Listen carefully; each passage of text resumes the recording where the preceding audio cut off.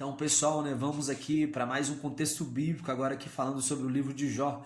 E o livro de Jó, ele vai falar aqui, né, sobre que havia um homem, né, na terra de Uz, cujo nome era Jó. E só para a fonte de informação aqui, para a gente saber essa terra misteriosa, né, onde era essa terra de Uz. E a Bíblia vai falar que existia um homem, em 2 Crônicas vai falar que existia um homem ali da descendência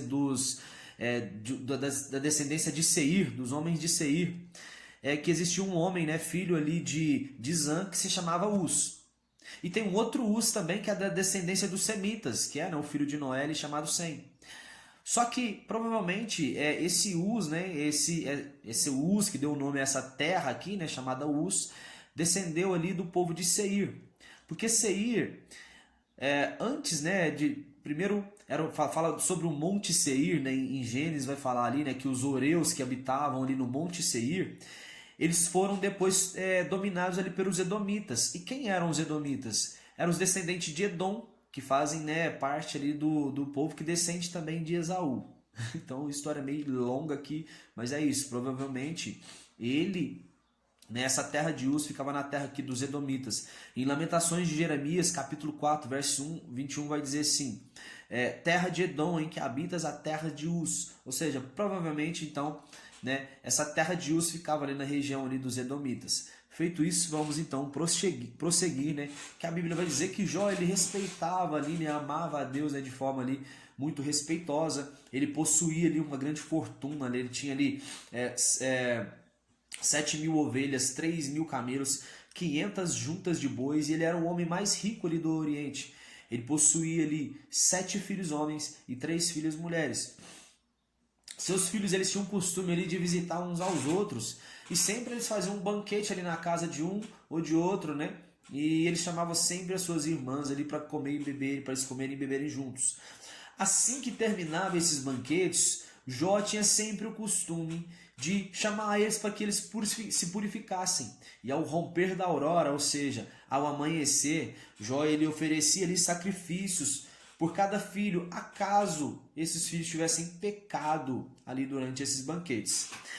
Certa vez agora, a Bíblia vai chamar aqui, né, que os anjos, e a Bíblia vai chamar os anjos agora de filhos de Deus, eles foram se apresentar ali a Deus. E Satanás ali foi no meio deles. E aí, né, na conversa ali entre Deus e Satanás, Deus vai dizer assim: olha, você tem visto o meu servo Jó, né, que é um homem obediente, temente, né, fiel aos meus mandamentos.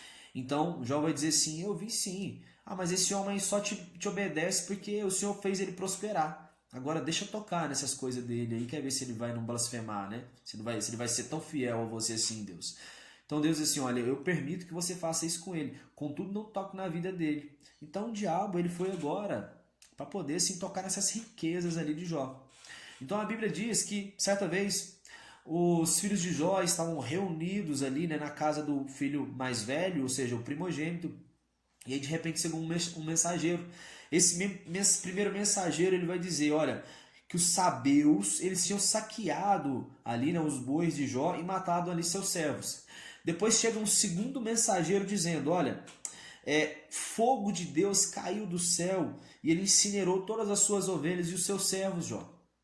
Veio então mais um terceiro mensageiro, né? Não bastasse essas más notícias, chega um terceiro mensageiro dizendo: os caldeus, eles roubaram os camelos e mataram os seus servos.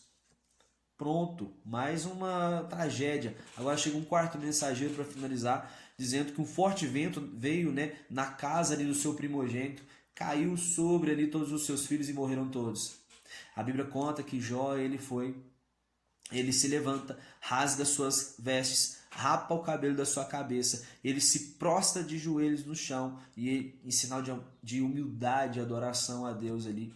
E ele, né, não blasfema ali de Deus. A Bíblia diz que em todas as atitudes de Jó, ele não pecou, e ele não culpou a Deus por nada. Então, agora pela segunda vez, os anjos, eles vão se apresentar ali diante de Deus. E Satanás, da mesma forma, vem de novo. E agora, a conversa que ele vai ter com Deus é a seguinte: olha, tudo que o homem tem, ele vai dar, ele vai oferecer para poder poupar a sua própria vida. Diz que tudo que o ser humano tem, ele vai dar para poder salvar a sua própria vida. Então ele vai pedir com isso, dizendo, olha, deixa eu tocar então, né, na vida dele. E Jó vai dizer assim, ó, pode tocar na vida dele, mas não mate ele. Então agora pela segunda vez, Satanás vai fazer mais um teste ali agora ali com Jó. E agora a Bíblia vai dizer que Satanás ele passou a afligir, né, Jó com feridas horríveis que iam da sola do pé ao alto da cabeça. De modo que Jó ele pegava ali cacos de cerâmica para poder coçar ali, né, o seu corpo, porque eram feridas ali profundas que estavam nele. Jó sentia muito, enormes dores. Então, diante disso, a esposa de Jó vai ver ele e vai dizer assim, Jó, até quando você vai ficar com essa sua lealdade a Deus? Abandona seu Deus e morre, cara. Então Jó vai dizer assim, olha, mulher, eu não recebo de Deus somente o bem que Ele me faz, mas também o infortúnio que Ele me permite passar. Agora vai chegar aqui, né, nesse mesmo cenário, Jó, ele vai agora chegar ali os amigos dele.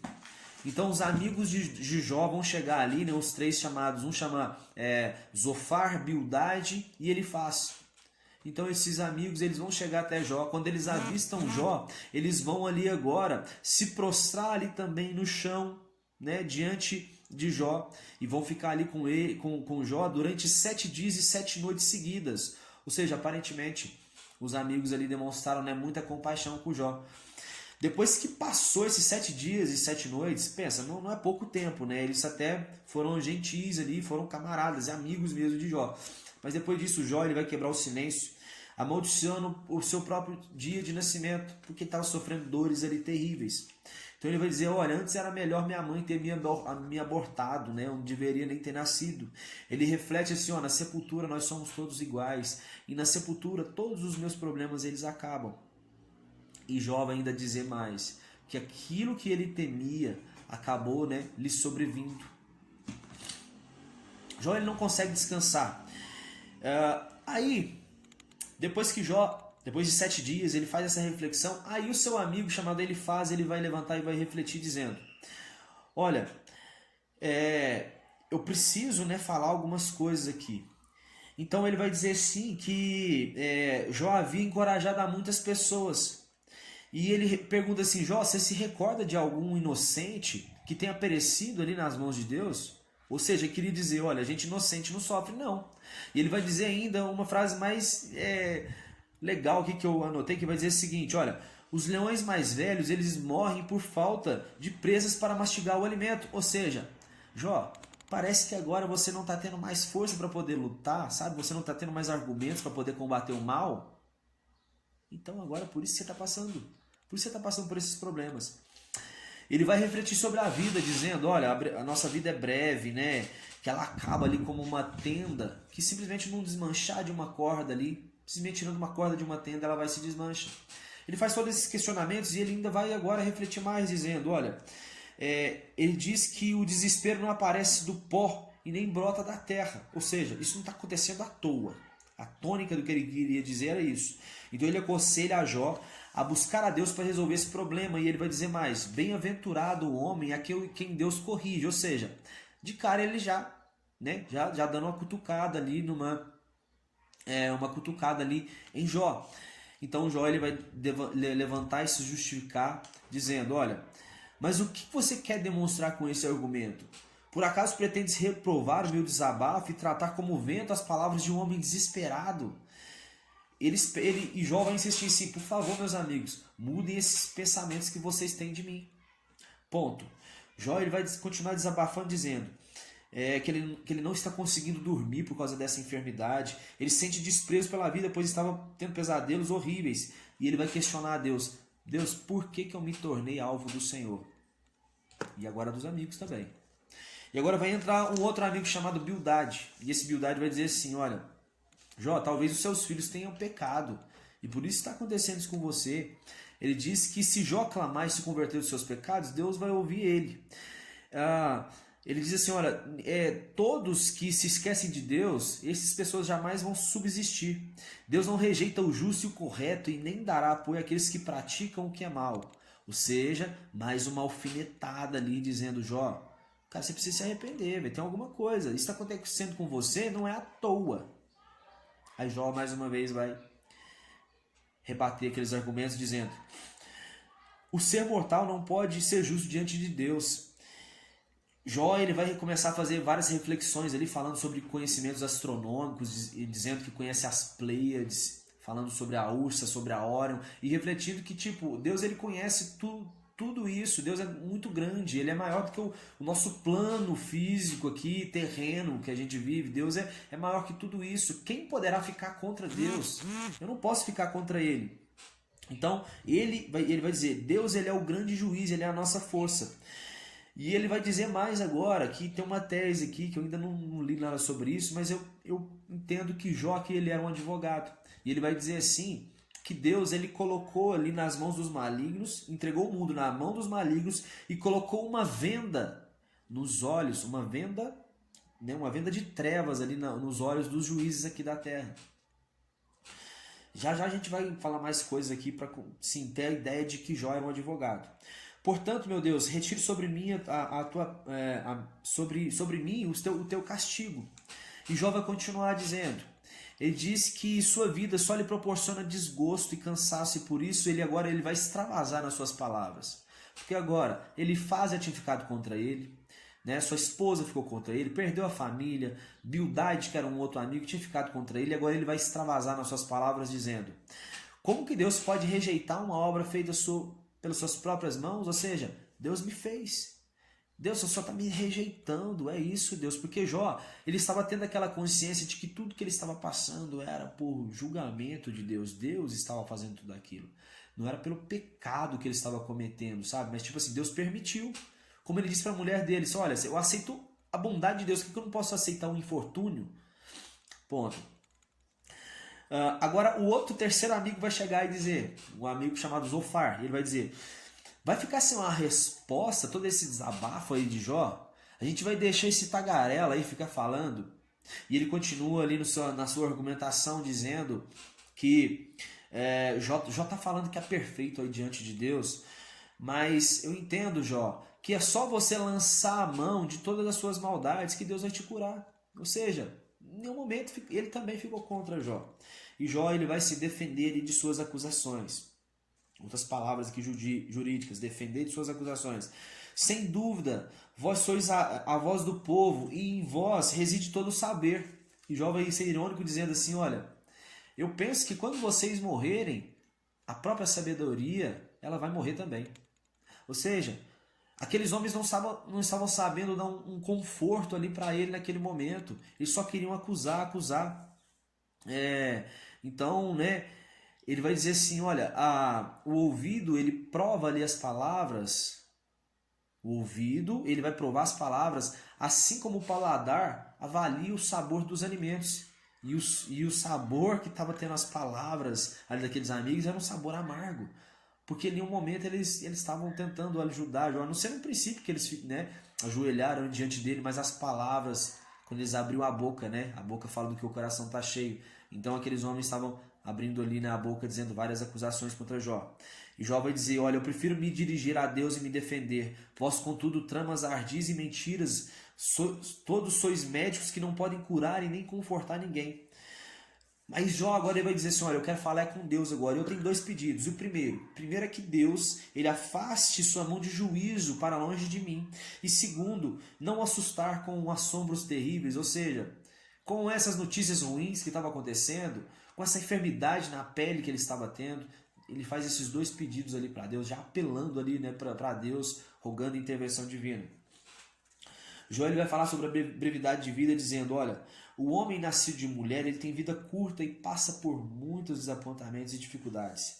E para uma árvore cortada ainda há esperança, porque se for cortada ainda, se é possível que volte a brotar e tornar a viver, ainda que suas raízes envelheçam e seu tronco morra no chão, basta o cheiro das águas, um pouco de água para que ela volte e venha dar novos brotos, né, e ramos como se fosse ali uma planta nova.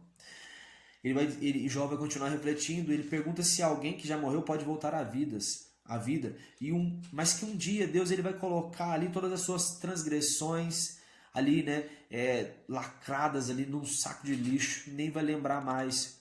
Ou seja, ele ainda tinha esperança em Deus, mesmo ele extravasando ali nas suas palavras, porque agora, né, ele já estava ali numa situação muito complicada. E ele vai dizer, olha, é o Senhor que subjuga todas as pessoas. E para a gente começar a finalizar aqui, ele vai se levantar mais uma vez dizendo, és porventura nascido primeiro que Adão?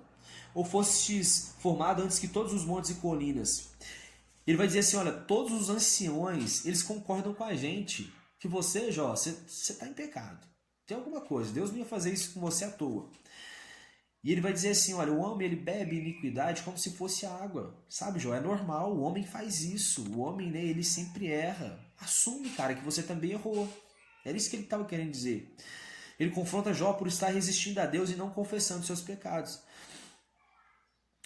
E ele vai dizer uma coisa, uma acusação bem forte. Ele vai dizer assim, ó, pois o companheirismo dos ímpios nada lhe trará, e o fogo devorará as tendas dos que gostam de obter privilégios por meio de suborno. Então, mais um indício ali que Jó era uma autoridade, né? Eu creio que ele era um advogado, mas dando indício, né, que ele era ali uma autoridade, pelo menos, né, que ele recebia ali suborno. Ele recebia, né, suborno.